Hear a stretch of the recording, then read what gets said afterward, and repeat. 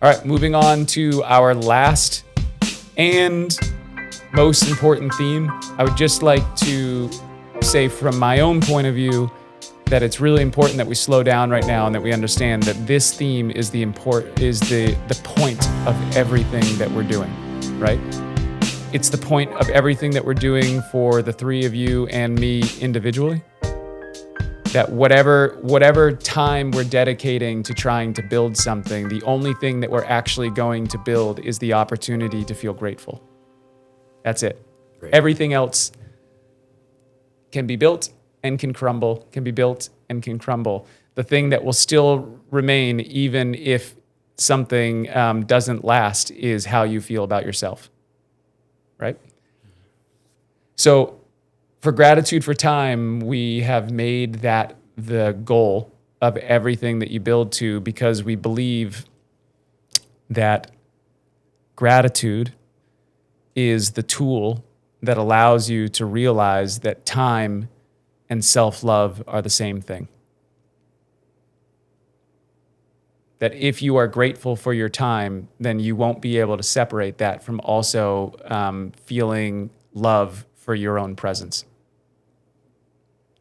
So the 9 critical skills are recognition, specific praise, gratitude as culture, micro-choice awareness, real-time self-talk, time-aligned action, daily reflection, gratitude teaching, and long-term impact through presence. So legacy, essentially. The theme goal that I have for today in trying to figure out the theme is to uncover the potential gratitude has on self-love, which is also the same thing as time, which we talked about already. Okay. Big stakes. Oliver, do you kick us off for this one? Yep. Okay. This one, Keep the streak alive, Oliver. Yeah, well, this is a lot of pressure. I will say that I was when I was thinking about this, I was struggling a little because I know it is that last piece, and I was thinking, I think the primary thought that I had was that I was struggling to think of what kind of guests we would want to bring on for this kind of episode, but what I ultimately kind of thought was that we should be able to be anyone. Which I think is true for maybe all of them, but is especially true for this one. Yeah. Anybody who's connected to the theme that wants to talk about it is potentially a great person to have on, regardless of what their background is, right? Mm-hmm. Yeah. And so the idea for a theme that I landed on as a title is just being who you are.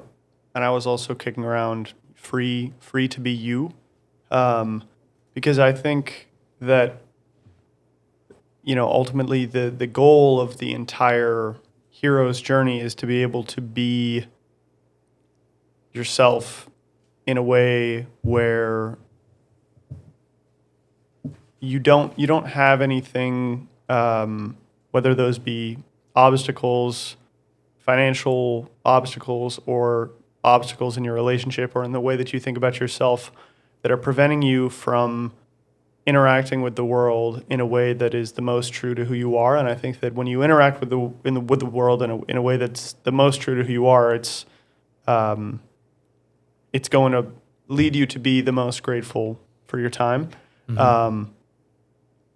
And so that was my theme. I guess it just revolves around the idea of trying to get to a point where you can be totally yourself.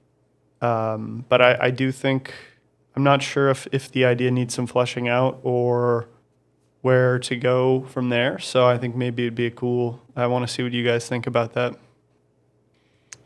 I like the thought that anyone can be on a podcast about gratitude. I think that's really cool because we're all alive and we should all have something to be grateful for. No matter who we are. And I guess that kind of plays into your theme as well, that like, no matter who you are, you should have gratitude for everything, I guess. And I really like that idea of like trying to find people who, because it is, if self-love is gratitude, then people who are genuinely themselves should have the most self-love, and then in turn have the most gratitude. So I think that's, I love that idea.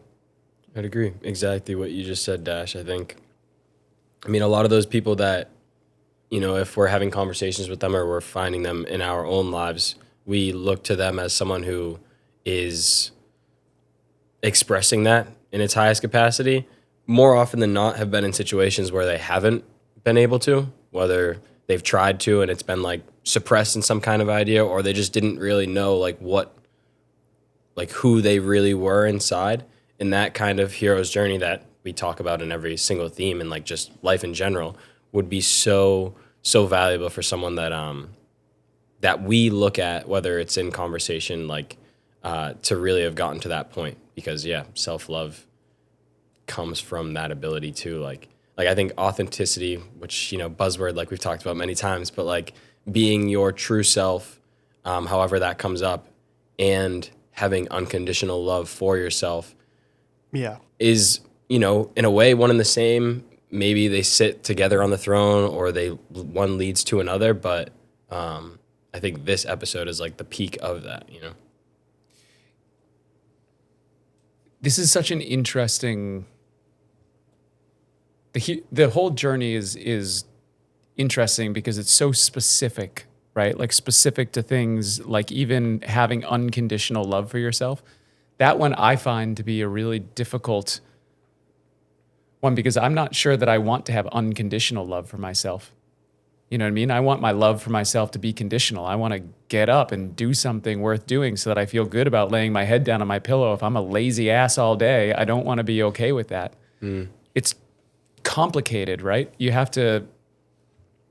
A lot of what I was working on over the weekend was trying to figure out what is the dialogue that we would create with somebody that was about to go into an exercise that was going to be challenging and hard. And the final line that I kept coming back to over and over again as the way that you should be sent into anything is just to remember that if you have gratitude that you are working hard to get better today, then you can rest assured that you'll be better tomorrow. But you have to be working to get better today to be better tomorrow. And I don't think that you can know yourself unless you've gone through that process, right? Like it has to, because this was a concept that I've talked to you about a couple times. That I'm sure we've all talked about it. But it always struck me as very strange that when we talk about this, like, be your authentic self, be the real you, why is that hard? Yeah.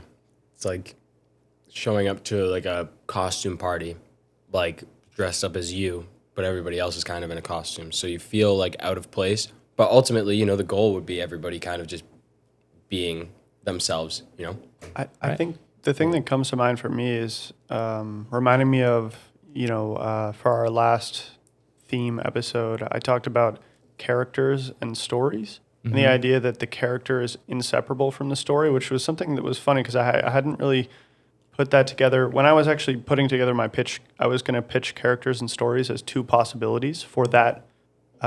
When we kind of moved to doing one pitch now, it seems like, but when we were going to do two, those were going to be my two. And then It's because we're so chatty, we can't get through more Yeah, than... right.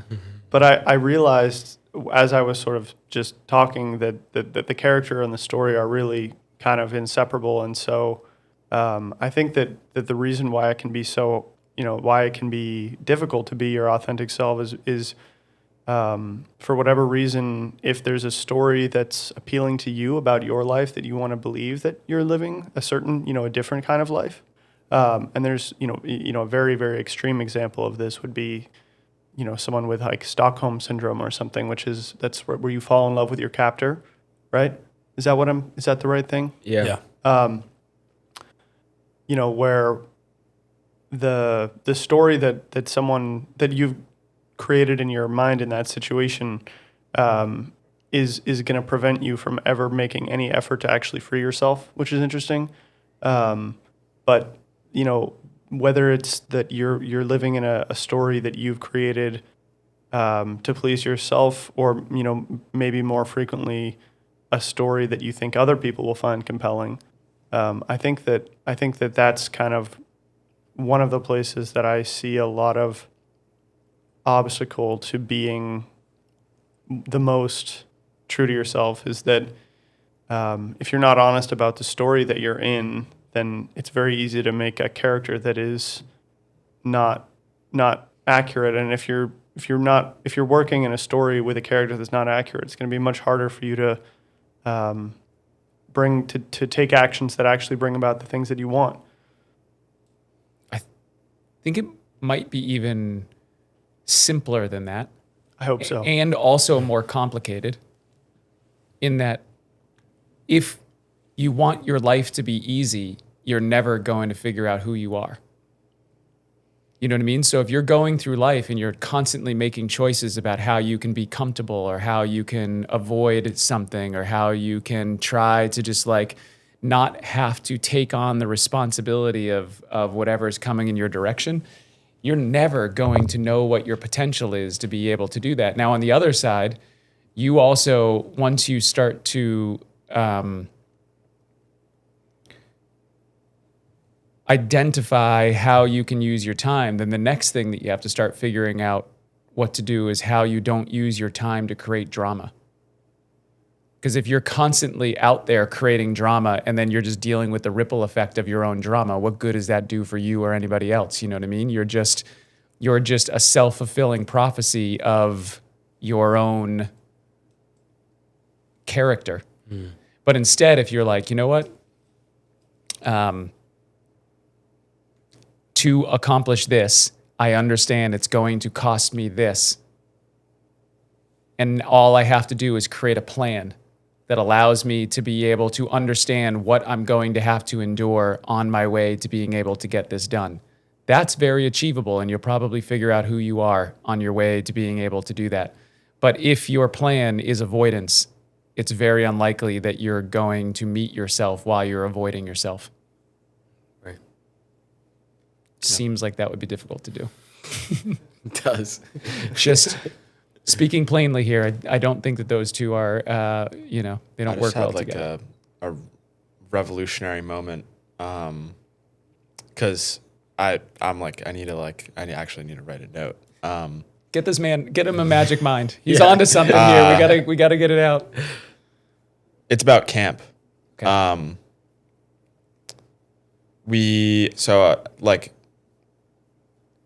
Just give me 1 second. Yeah. Take your time. Quick shout out to Magic Mind. Yeah. Shout out to Magic Mind. Shout out to Magic Mind. Just in case the 12th listener has come on, Dash is writing in his notebook right now. He's got a huge thought that's coming out. Okay, now we're ready for it. Hit us with it. So at the summer camp I work at, it's me and this other girl, and we're the leaders in training is what it's called. So it's kind of our like CIT program. Okay, right. So I work with like 14 and 15-year-olds, and we kind of go through a series of like behavior management skills and confidence building and leadership stuff. And then we pick who out of that we think would be best, and then they get offers to get hired as like the staff. And that whole conversation just made me think. We go through we have like a confidence day. I think it's like the second day that they're there, and we're like, to be able to do this job correctly, like you have to be confident. And then we tell them to like fake it until they make it.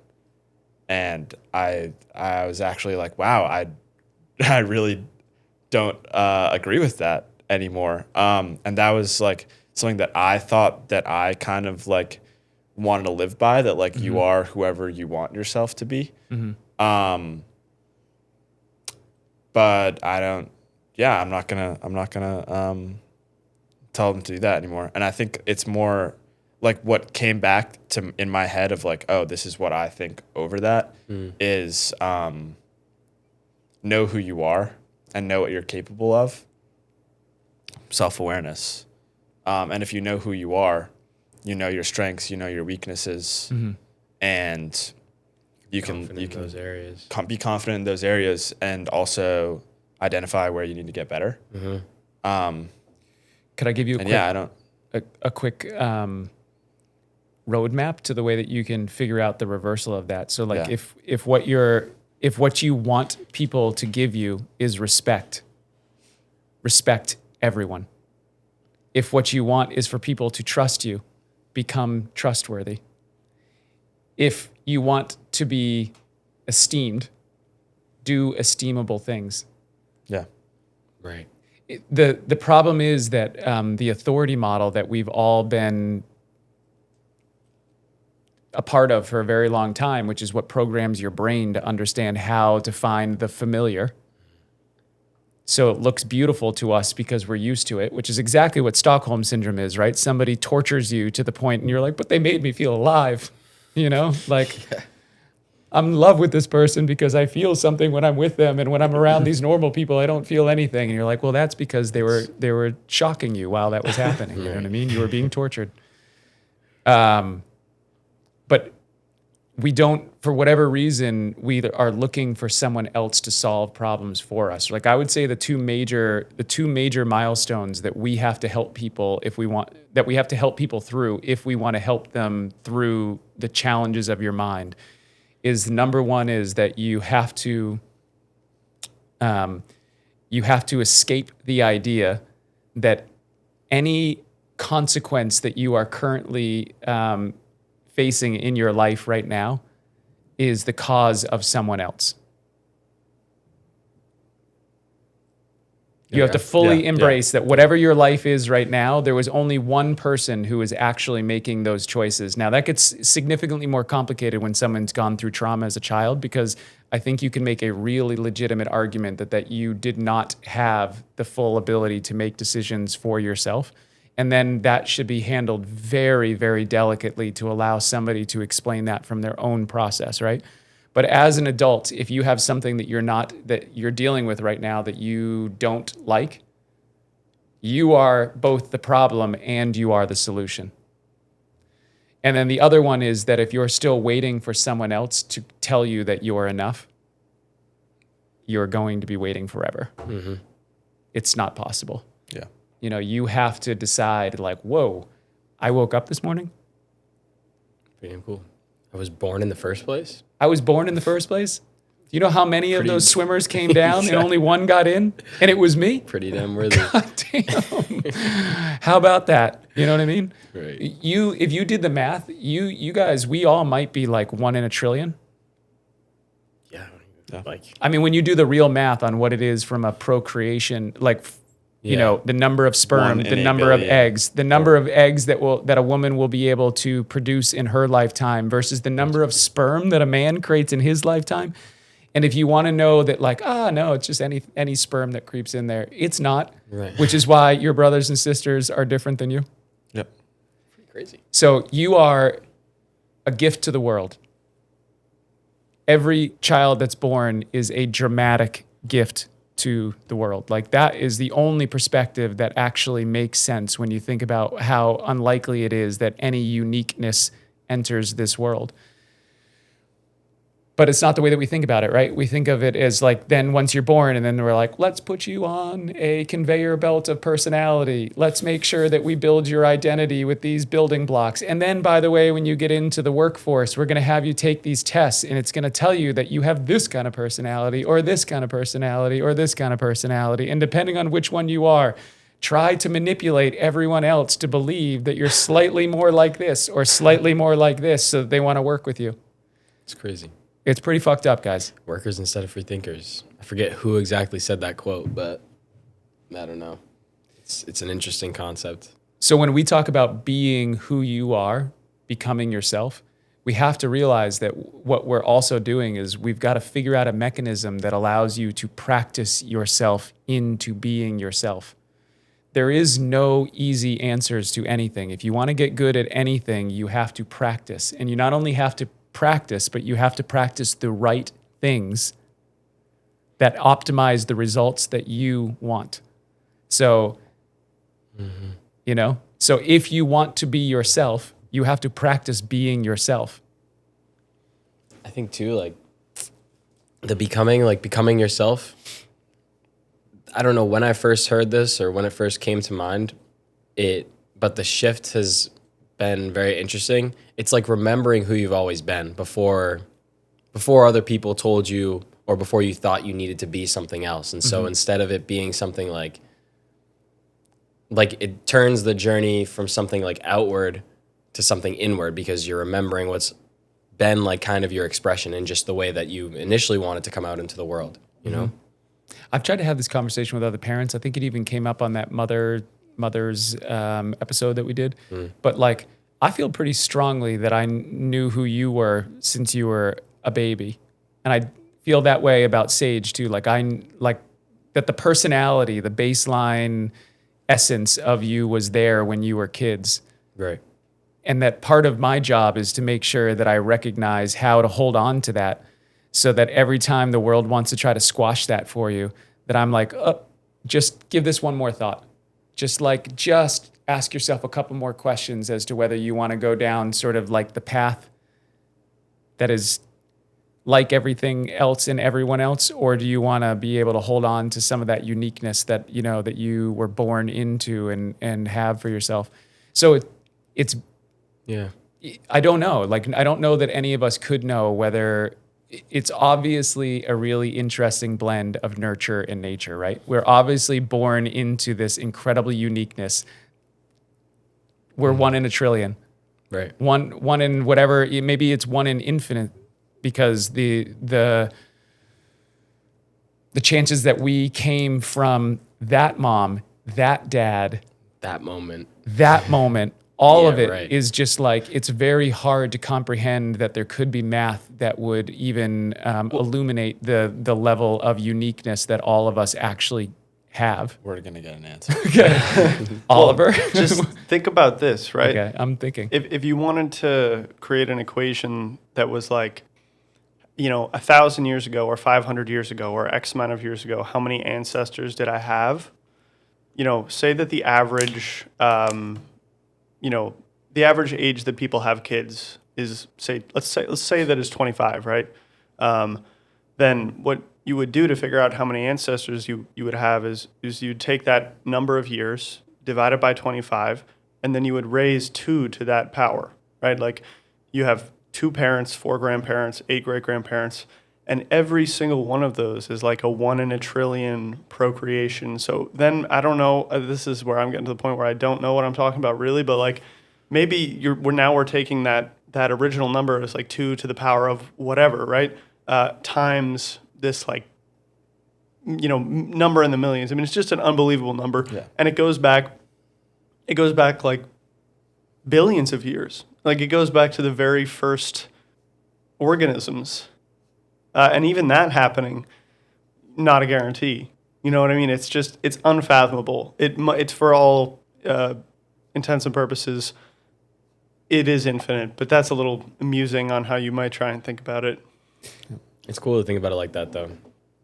I don't think we need to have a number to be able to comprehend the fact that it is a miracle is what I want to call it. Yeah. And that has like a spiritual connotation to it sometimes, but like it's miraculous that you're here, and I wouldn't be here if you weren't here. So, and you're here, and You're Oliver's here, and all the other 7 billion of us are as well. Yeah, it's crazy.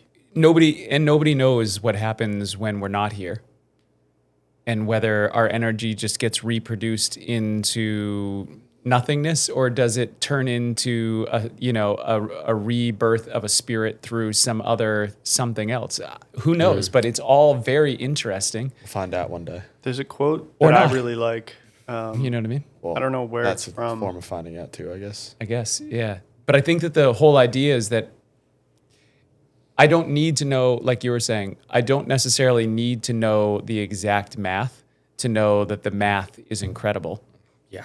Yeah. But if I don't stop and just recognize that the math is incredible without trying to do the math, then I'll never actually be able to live in presence. You know what I mean? I won't be able to, like in the same way that we were saying, why is it hard to be yourself? Because you're trying to do all the math on what, who you are, rather than So just, just being. yeah, exactly. Okay, so There was I think Oliver had a little quote. I just was, this is just a quote about, I don't know where it's from, but about, that idea of your life and death and existence. But I really like there's a quote that's something along the lines of, your life or life is just the universe dreaming about itself, which is just, it may be all it is just an interesting sort of piece of mental imagery. But even if that's all that it is, I think it's really fascinating. And it leads to, for me, it leads to this utterly mind-blowing thought, which is just like, why does anything exist? Like, why? Like, surely surely there's an option or something, or you get into the options, whatever. Why would there be anything? Why would anything exist? And then you, like, for me, when I try and imagine this state of nothing, and then this state of just simply something existing, there's just something unfathomably. I don't know if I can properly verbalize what I'm thinking, but it's just it just is such a strange thought to me. Like when and sometimes I can say those words and it doesn't conjure the same sort of ineffable thought in my own mind. But sometimes I'm just struck by this thing. It's like, why is there anything at all? So let's turn this into a very quick exercise in free thinking, right? For the three of you, the question is there anywhere where nothing exists? The idea of nothing, does it exist anywhere? It exists That nothing. nowhere. That nothing is something in the concept of how we're observing it in a way, So If there was nothing, there wouldn't be anything for us to be able to play with. mm-hmm. Anywhere, if you think about the words, right? Aware is a thing. So anywhere can't be no thing. I think that we could also make this way more complicated than we need to, other than just to say, like, it would be boring if there was nothing. Yeah. There would be nothing to do. You wouldn't have any fun. So there's lots of stuff for you to interact with and for you to be able to be interested in. And in my personal experience, I don't think that there is a higher place of, there's nothing that I enjoy more in my life than having a thought that I've never had before.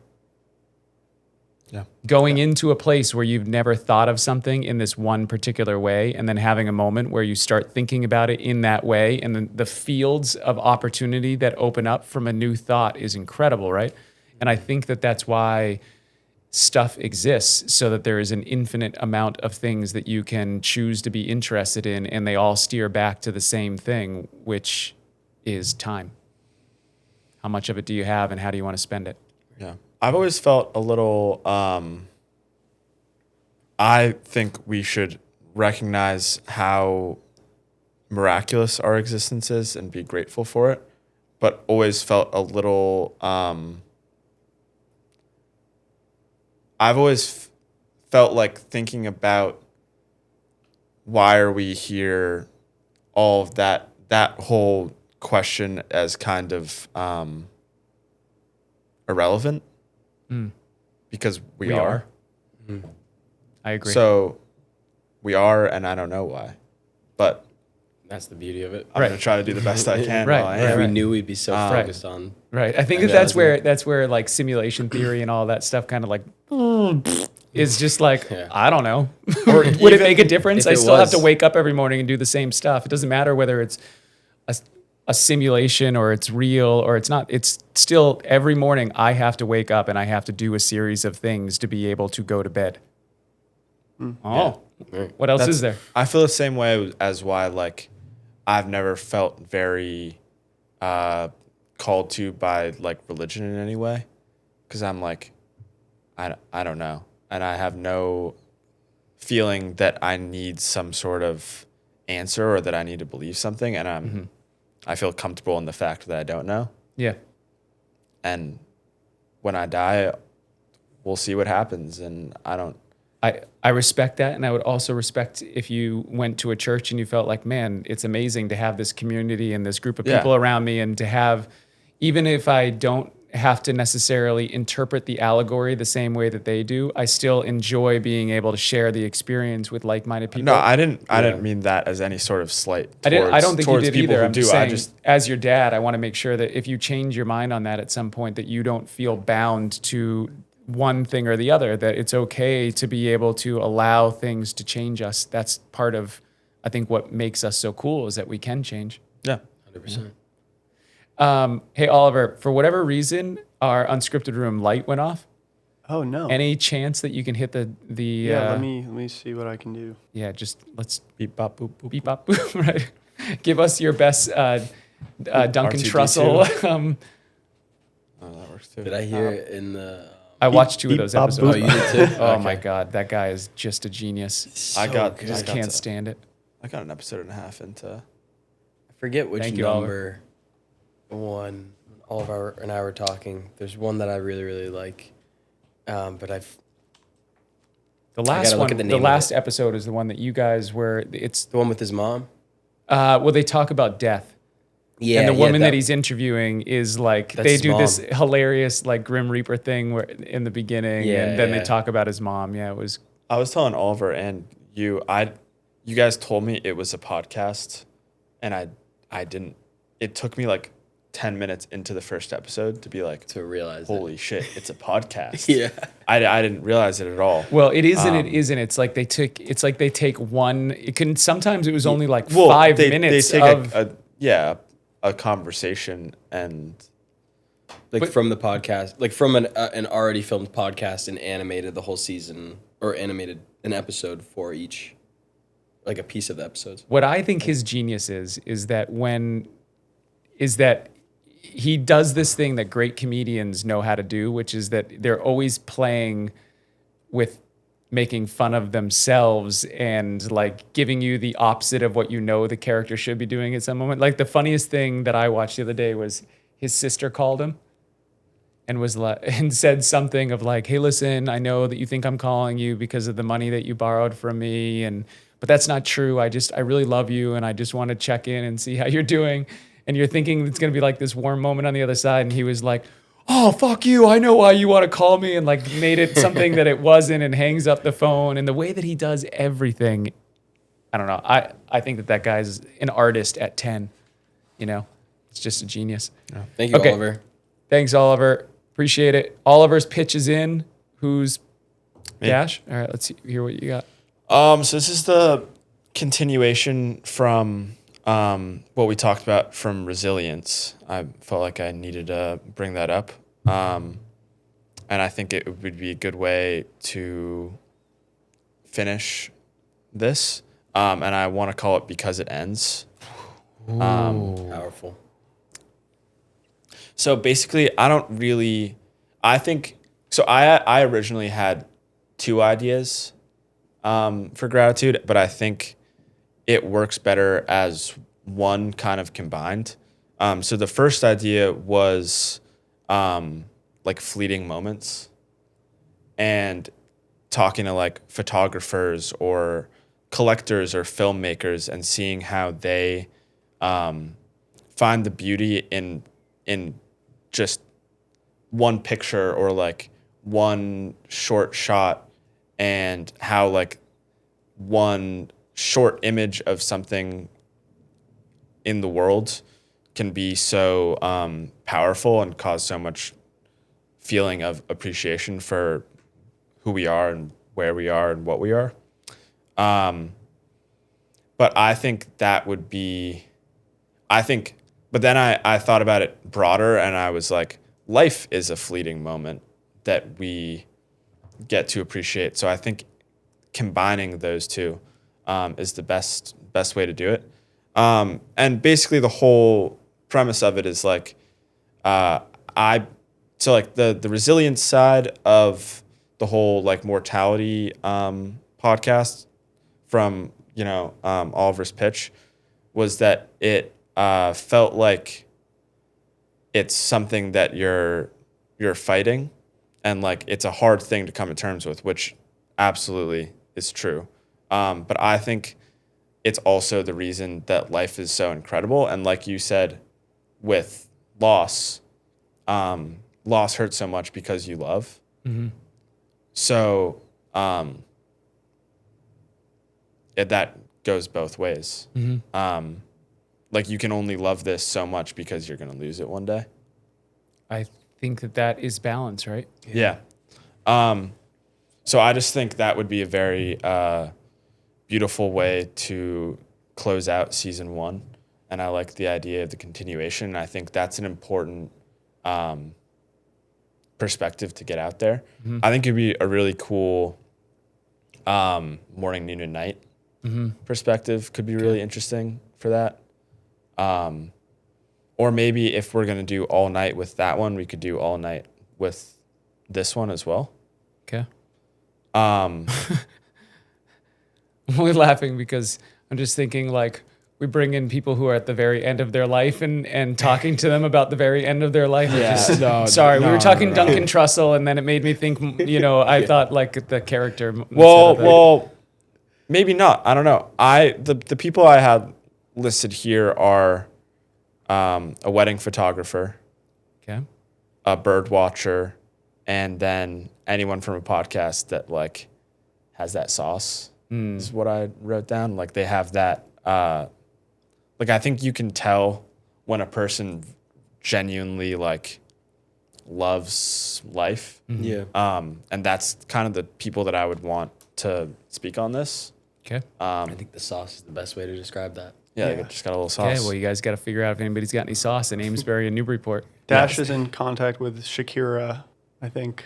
I'll have to talk to her and see if she Listen, seems like she really has If that Dash sauce is going to get to an it. award for this year, it's that he was swinging for the fences with the guests that he said that he was going to bring on. I don't remember who they were, but it was like Bono from U2 and Mick Jagger, Lil Mick Wayne, Ja- and Wemby. Yeah. I did actually DM 2 professional skiers, and I've been left on All right. delivered from both of them. So. I've been thinking about this, and we're going to just quick fun break here. If you had to pick 3 of your ultimate podcast guests, and I was thinking about this the other day, of thinking like, what would be the greatest 3 to be able to do a community values season with, where you hang out with these people through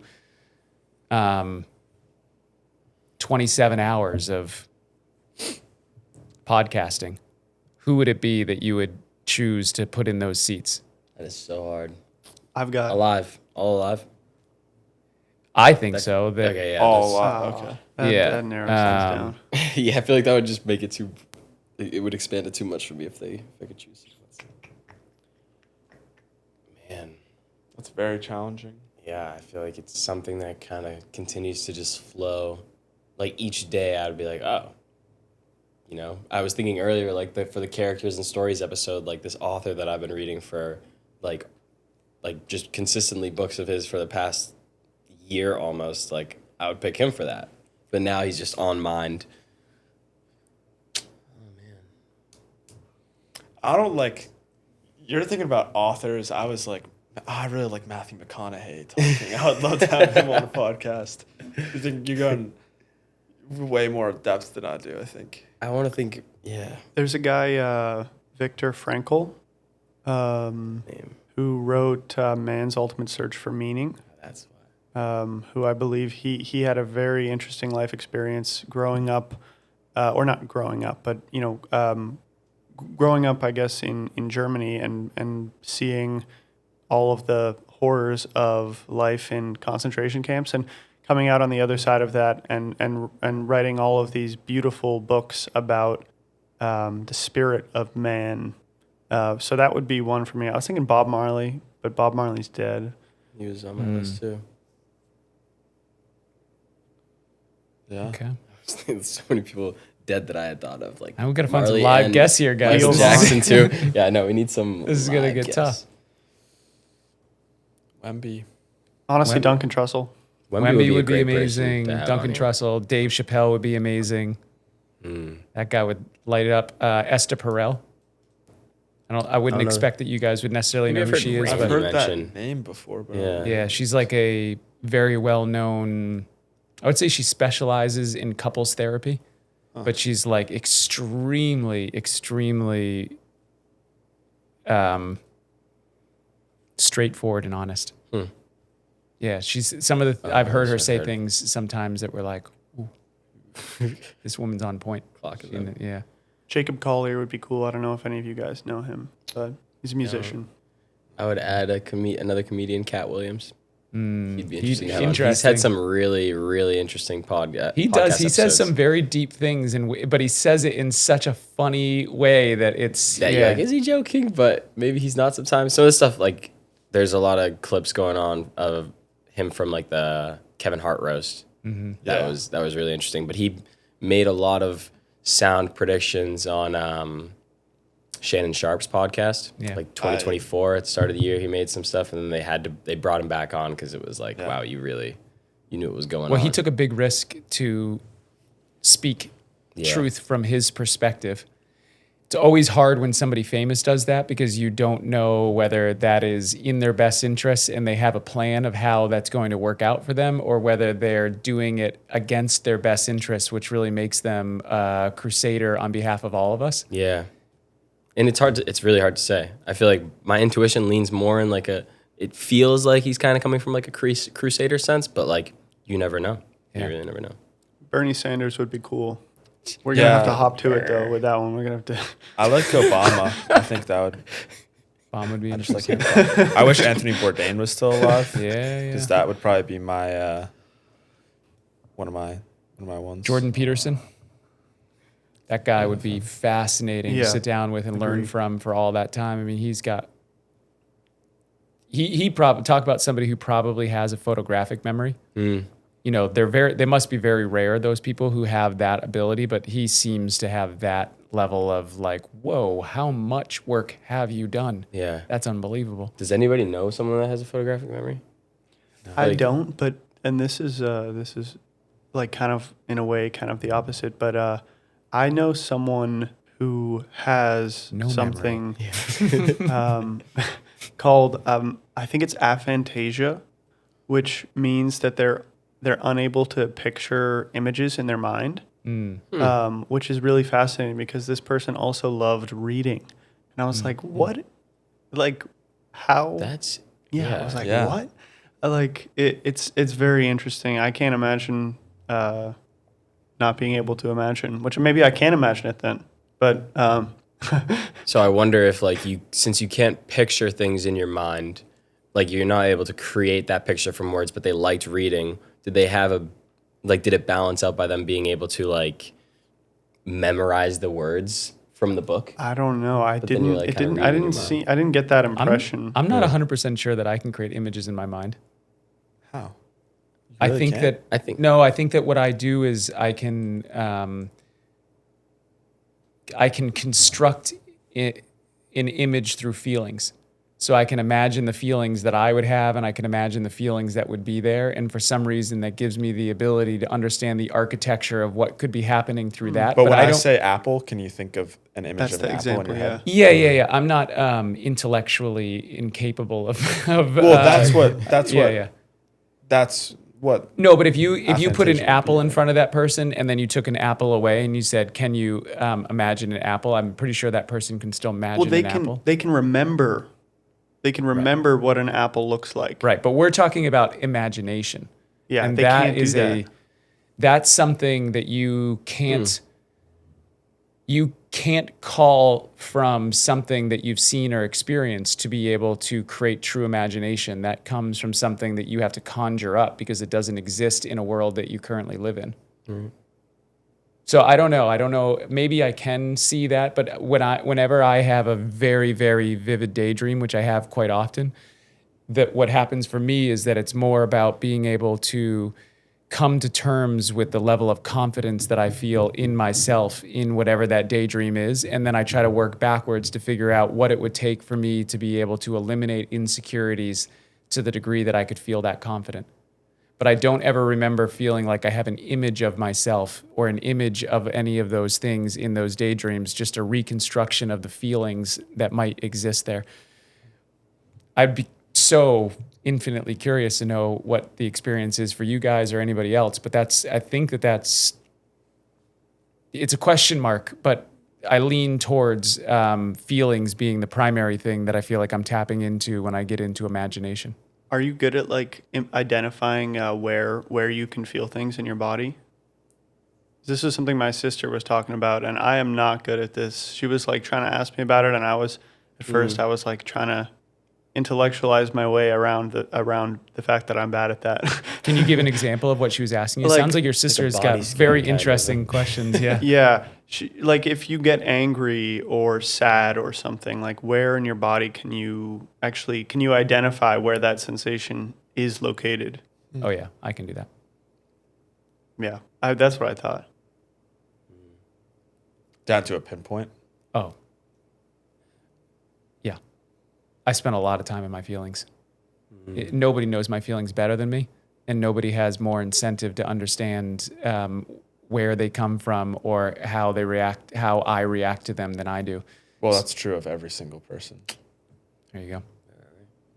Yeah, so I spend a tremendous amount of time analyzing my thoughts and feelings, which means that you have to try to figure out, because thoughts and feelings, from my evaluation of them, the thoughts are coming from my environment in my mind. The feelings are interpreted through my nervous system and my environment. So a thought can be all kinds of things, but those two things, again, like your mind and your body, you have to get them to come into sync with each other. You have to be able to figure out whether you can connect a thought to a feeling, and then once you've connected your thoughts and feelings together, then you can decide whether you want to observe them or react to them. But you have to be willing to do deep dives into both. Otherwise, you end up just thinking that you're at the mercy of your thoughts and feelings rather than understanding that you are in control of your mind and that you are in control of your body, and therefore you are also in control of your thoughts and feelings. Mm-hmm. But I don't know. It's also a unique individual experience, right? So what one person has to do that may not be the same thing as what another person does. And I think we should stay infinitely curious about what each individual's person's experience is with their thoughts and feelings, because we'll learn something tremendous from that. Maybe some people do imagine things in vivid pictures. I would imagine that Randy, for how well everybody knows him, I would imagine that he probably sees things in pictures, which is why he can design things that look beautiful. That I thought of bringing onto the focus episode that I was picturing. Yeah. Like due diligence and how this space has come about, but then taking that into work and everywhere else. Mm-hmm. And it's a gift when you don't have a great visual imagination, but you have an expansive emotional imagination to be able to go find someone who has a great visual imagination and be like, you want to play? Because I think if we played, we could do some really amazing things, because I'm kind of like 50% of what I need to be over here with just ideas. I could really use somebody who can take those ideas and turn them into something beautiful. But you've got to be willing to be grateful for that person before you make that ask. Right. Right? Because if you think that you're just going to use them for their ability to be able to do what you can't do, it's going to lead to resentment, and then it's going to lead to drama, and then it's going to lead to a crash and burn. I don't know. I mean, you could put that in a lot of different terms, but all right. I still feel like we have one pitch that hasn't happened. Yes. Can I say something about dashes first? Yes, please. Just that I feel very strongly that Dash's pitch should be the final episode, because it ends. I think it ties back to some of the previous topics, and I just think it makes a lot of sense, and that the way that you described that, Dash, resonated a lot with me. Thank you. Damn. Yeah. You know what that means too, right? He's risking his streak right now. Wow. Oh, That's I didn't think about a that. very Well, humility. to give credit to Oliver, may not have thought of this if he didn't bring that up, talking about resilience. So Right. I think it's all everyone comes together. Right. I agree with all of that, but I think we can all agree that like in a career, it's like winning an Academy Award, winning a national championship in sports, but like getting a streak where you get every episode, you get an episode, a theme in a whole season. Yeah. Wow, Pretty Oliver, hefty. that's very generous of you. Oliver's mom's the real MVP. Exactly. Okay. So yeah, I got mine. I did want to definitely say that I would agree with that being the last one. I was really hoping that you did like expand on that from when we did the resilience piece. And so this one is called "The Life I Stopped Postponing," and it kind of speaks to Oliver, what you were talking about in kind of that being free to be, and highlights in a way like the kind of cage that you might have been in beforehand. We were talking before we even got on the podcast. I have this written down here. People that stopped waiting for the quote unquote right moment to go after whatever they're trying to achieve and set forth on it. And I know in that conversation you were like, we were talking about the right moment, and that right moment is often like, it's kind of like a heat haze. Like you can prepare all you want, and like the right moment is when it actually happens. And so it's really just talking about people, for those who stop deferring their own peace and joy and achieving it in the present moment. So some of the people, I mean, this one's kind of interesting, and it goes along with what we've talked about with the presence piece. Anybody really could be in it. But the idea ultimately would be people that made those kinds of huge leaps from one area of their life to another.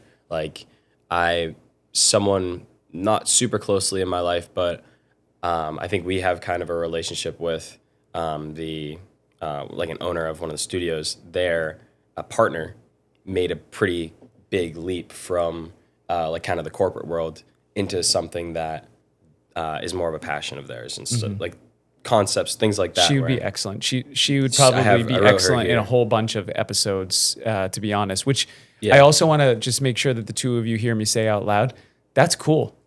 You know what I mean? We can invite people to do multiple episodes. Yeah, okay. We don't need to have original panels every single time. All we're trying to do is create great conversation. And in fact, guys, I think we're proving that we've now sat down multiple times, and I've enjoyed all three of these conversations tremendously. So there's no reason why we need to. Yeah. I wrote her down for this one, but she could be in, like you said. Yeah. Interesting Maybe people. even each pillar, Interesting people, right? Yeah. And all I will say for, because this is the last episode before we go out and we start filling our season, let's just be extremely self-aware of the fact that earlier on we said in this episode that if you want to be trusted, you better become trustworthy. If you know what I mean? That you have to see that it's about a donation before you ever worry about the receiving. You have to build equity to be able to get anything back. So go be interesting people. Right. Find interesting people. This actually, lean on him a little bit, even if he's scoring the music for the game and he's not out there in the community with you guys. Oliver, I do think that your superpower is that you're an interesting person, and you go out and you're like you have a colorful beacon on the top of your head to go find other interesting people. You don't need to call us boring, that obviously, but Ooh, is that what that felt like? Does that say more about me or you in the interpretation of that? I don't know. Okay. I don't you. find you boring. But I do think that if we want to go find interesting people, we're gonna have to look at this with intention. And I actually find both of you to be extremely interesting people. So I think you're gonna do a great job with that. Okay. Now we have two that we've got to compete between, right? So the themes are being who you are, and the lens being becoming yourself. The one thing that I really liked about this is, and I wrote this down, I don't know if this is something that you said or it was just something that I was writing as you were going, Oliver, but I'm just trying to think of how to say this. I wrote down, anyone has equal access and opportunity for gratitude. And I like that because everything that we built through the prism of making sure that it wasn't good enough unless it met as close to our ability as possible for equality of opportunity to be able to join it. If being a part of the entry to anything that we did somehow advantaged one person over another, it wasn't good enough, and we kept refining it until we couldn't find any places where one person had an advantage over another. I think that that's one of the best parts of our game that we built. But it would be cool to end also on a note of saying, you know, the beginning has equal opportunity, but so does the end. That gratitude in whatever that, you know, you can live in a cabin in the middle of the woods and have nothing and be completely self-sufficient and be completely grateful for that and live an amazing life. Or you could have the opposite end of that scale, and as long as you are grateful for the journey that you went through and everything that you experienced, but gratitude has to be the thing that would connect those two ends of the spectrum. Otherwise, it falls off into something else. Okay, so that's one episode. And then Trevor, yours is The Life I Stopped Postponing. And the lens is people who stopped waiting for the right time and they seized the moment. Yes. That's a big one. What do we think?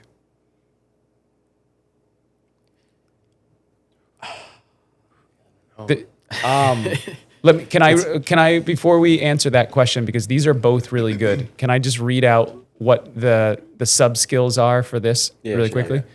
Recognition, specific praise, gratitude as culture, micro choice awareness, real-time self-talk, time-aligned action, daily reflection, gratitude teaching, long-term impact through presence.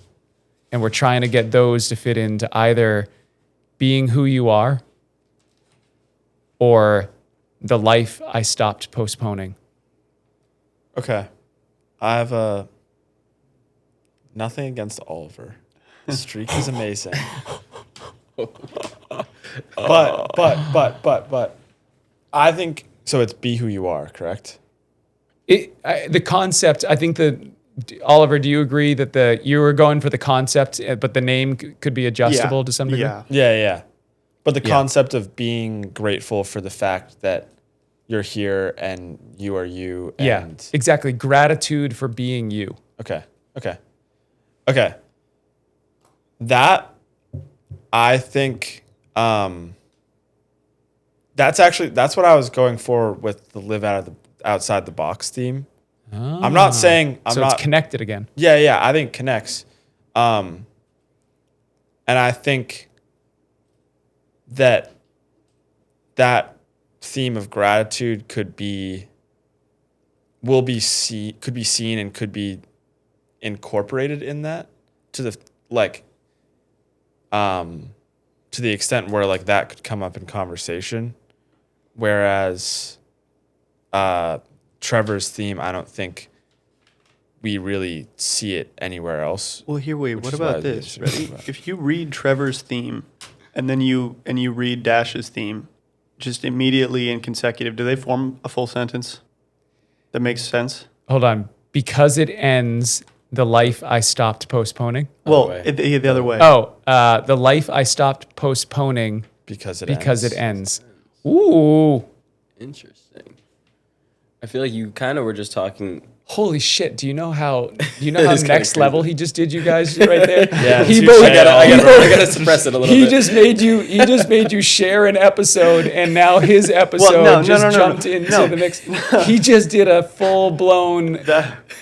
Damn! No wonder this is a higher praise than the Academy Award and the championships is to get the full season. The way that I intended that was meaning that maybe those should be the two episodes, because I feel like they work really well together. But okay.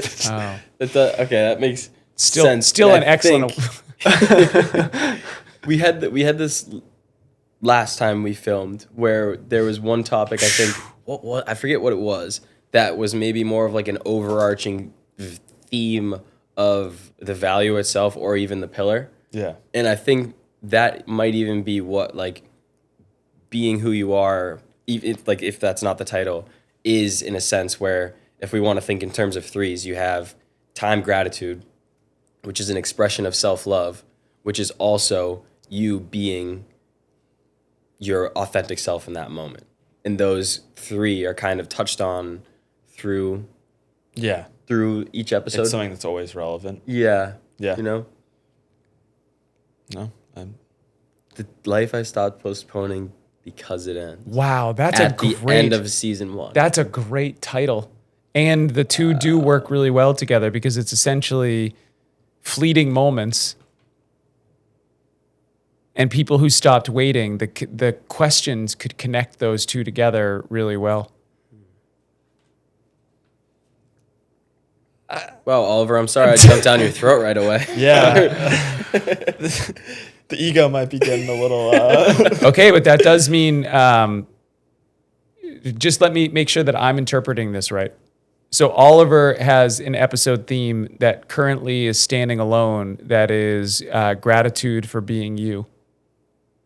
And that, I would say the lens through that is just people who came to a sense of appreciation for their uniqueness that they actually fell in love with, where maybe at different parts of their life they found great conflict with.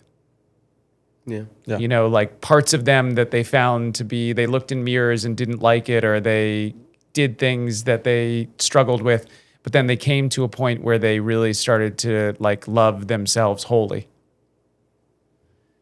Then the other episode that I can't tell whether it's 2 episodes or whether he just did the most clever combine of episodes of all time is the life I stopped postponing because it ends, which both brings mortality and immediacy into the exact same conversation.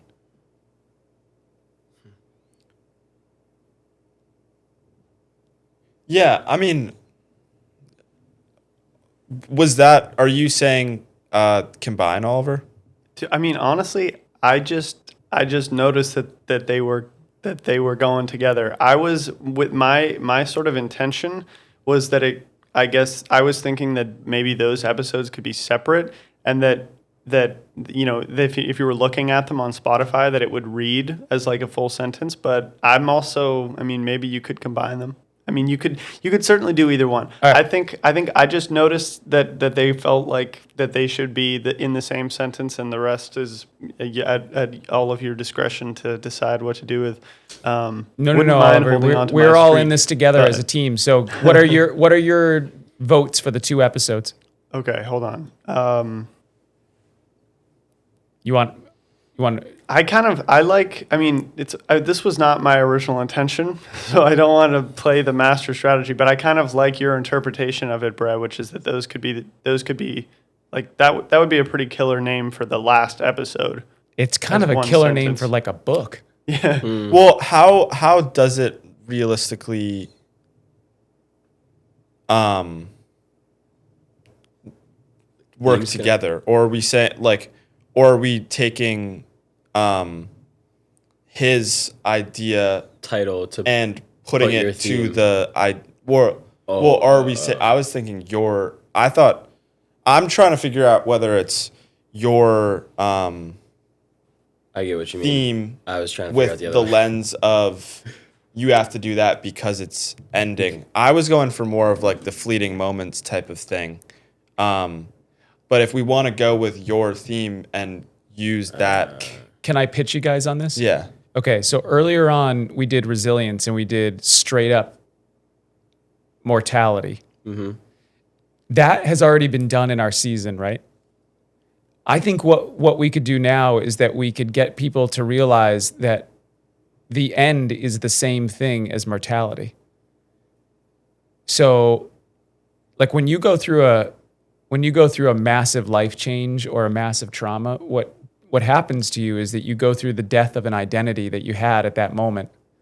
And then you have to figure out how you re-emerge into whatever the next version of yourself is going to be.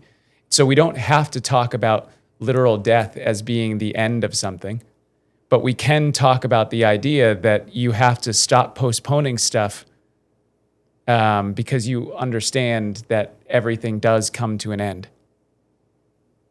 You know Esther Perel that I was telling you guys about before? Yeah. There's very few moments in, like, you know, we've got these major categories. You got relationships, you've got passion, and then you've got craft.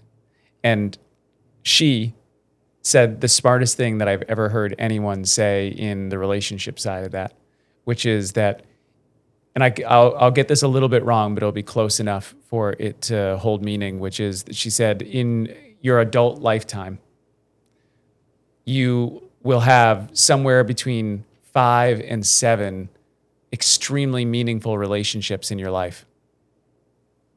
The question is whether you're going to have 5 to 7 meaningful relationships with the same person, or whether you're going to have 5 to 7 relationships with different people. Whoa.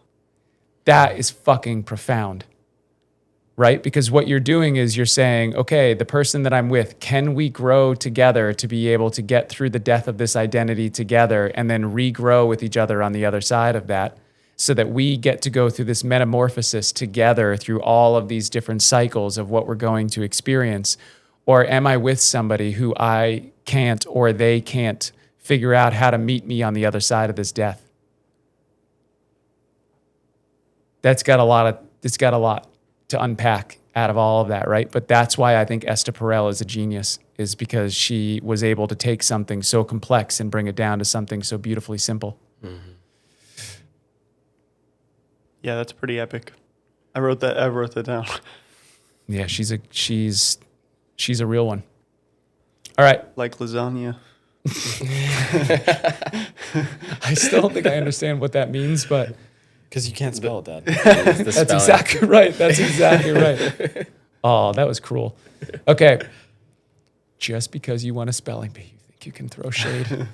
All right. I don't want to throw any pressure on you, Brett, but I mean, I don't know where I stand. You want me to make a call? I don't know if there's been, I feel like we've had good synergy up to this point. Mm-hmm. The final call. Okay. I don't know. What do you guys think? It's funny because I fully proposed that idea as just like those should be the final 2 episodes, but Mm-hmm. You can put the camera on me. I'm going to make a face that, Okay. Okay. He put the idea of competition in my mind, and now I'm getting I know I'm trying too to step. That's why competitive I'm about giving it, it to you. and I want to. I need to just stop, and whatever the decision is, because I'm too motivated to I want to fight. You know, when you think about it, you I could don't say wanna do that. being who you are because it ends. Yeah. Okay. If it's up to me and I'm just purely trying to make the decision based off what I think is the best way for us to be able to end our season, I think that the best 2 episodes that we have is gratitude for being you and the life I stopped postponing because it ends. I think that those are the strongest 2 separate themes. If we think Trevor and Dash, you guys came up with 2 themes that had just enough overlap of each other for us to be in a better position by allowing them to overlap naturally, and a little less so on Oliver's theme. So how, when we're blending this, how can we merge both of our themes in the, I don't know, looking at the lens of it maybe? Yes. What would you think? I think it's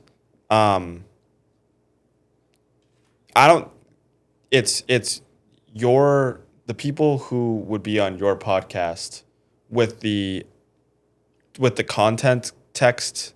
I don't know. Can you explain it, Dad? Because I don't really understand it. So completely. what I would say is the people that we're going to find for either one of these episodes are going to be people who are deeply introspective, right? Because they either have to be able to understand why they made a massive shift in their life to stop postponing what they wanted to have happen next, and they started to take action. That is already somebody who has Well, all 3 of these episodes.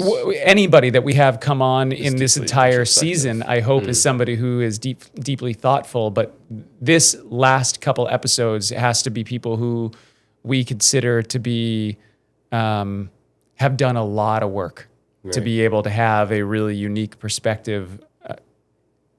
So what I would say is the way that I would combine them as the host is I would say that we're looking for people who have made major inroads towards reaching their potential. And then we examine how they were able to do that by understanding their own, that everything comes to an end. And how do you build something so ferociously, even though you know that everything has a cycle to the way that it's going to work? You could get any parent on earth to come in and say, like, how do you focus so hard on parenting your children when they're young just to know that they're going to leave and have to go live their own separate life at some point? So all the time and energy you invest in them actually ends up being something that you have to let go of. Parents about to send their kids to college for the first time. To ask your kids to do anything, you know what I mean? To be able to understand that you're raising, if you do a really good job with that particular job, the goal is to become obsolete. Right. But I would argue that that's also the goal of running a business. There's a craft. And There's I would relationship. also argue that that's probably, if we ever run into a really great coach who comes on here, that they would also agree that their job is to become obsolete by the time the game starts. So it's all about practice. Get better at what you practice. You get better at what you practice. And most importantly, you get a lot better if you practice well. You know, if you have somebody who can teach you the right kind of practice, that can elevate the results of what you get on the other end of practice to a very high degree. So we're always lucky to run into somebody who has done the work ahead of us so that we have the privilege of being able to learn from their time and experience. That is a privilege that we should never turn down. And we are also very lucky to run into people who have not done the work and give us an example of what our life will turn into if we continue to ignore ourselves. So everyone you run into is an amazing opportunity. Makes sense. Yeah. Guys, I think that I think we just did, I think that was fun. All 3 episodes were fun. And I think that we just laid out what can be a transformational season. Agreed. For season 1, the fact that we've only really done 8 episodes up until this point, and we've been trying to find our way. And I would say I think hopefully everybody agrees, there's some things that we've produced that feel like we hit the mark of what we wanted to do. And there were some things that we've produced that were a little bit more playing somebody else's game, but not quite finding our voice and our rhythm in the way that we want to do it. This feels like this is our voice and this is our rhythm and this is our room. And these are our guests. And this is going to create something where we're going to allow them to create a time capsule of wisdom from their lived experience that could have positive effect on allowing other people to be able to use that lived experience and wisdom to improve their lives. And I don't know, I can't think of a better way to spend my time than what we just did, gentlemen. I think that is an amazing use of time and generosity. And I super appreciate all 3 of you for the effort, the focus, the commitment to trying to actually come up with themes that we both believe in and would think would be fun, which we obviously do because we talk about it for 3 hours straight. 9. But we also can imagine that this would be something that if we remove our ego from the idea of the theme and we just focus on what the theme is and we imagine the people sitting in these chairs who would be participating in that theme, I think we can all see that the outcome of that will be excellent. So proud of all 3 of you. proud of what we've produced in these last 3 episodes. I feel like we're finally finding our groove, and we're becoming ourselves. Ourselves, because it ends. And Exactly. and let's keep the streak alive. You know what I mean? Sure. Yeah. Good at time too. Good stuff, Oliver. Where are we at for time? We're done. We are at 3 hours and 16 minutes Woo! currently. So, Okay. Apologies, all 13 of you. I know we collected one along the way. We're sorry we kept you 16 minutes, guys. That is a wrap. Sweet. Nice work, gentlemen.